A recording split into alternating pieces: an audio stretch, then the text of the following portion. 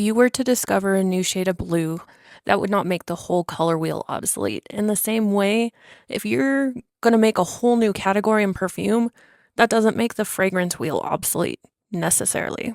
So the question I have today is the fragrance wheel dead? The fragrance wheel was developed by perfumer Michael Edwards in 1982. It does literally basically mimic the color wheel, but it's for perfume. Just like the color wheel, it also groups things into categories that allows for overlap and variance and subtleties along the way. And I'll show like a picture somewhere so you can get an example. It shows both fragrance families and olfactive groups above it. Fragrance wheel has 4 original categories, which is floral, oriental, which has been changed to amber,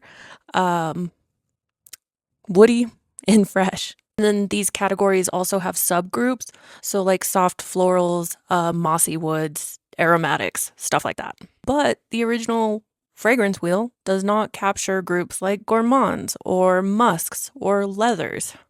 So what now? First, I want to talk about rebranding. Oriental has been changed to amber because we're no longer relying on very outdated cultural assumptions and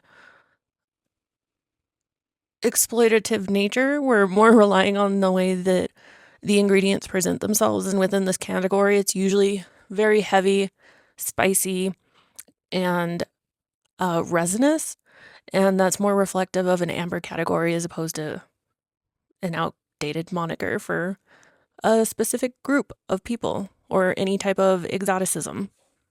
And as far as the wheel goes, it was never meant to be like completely the end-all be-all. There was room for updates, obviously, as we've changed the name of one of the original groups, but also there's room for the addition of categories. Like you can have a leathery floral.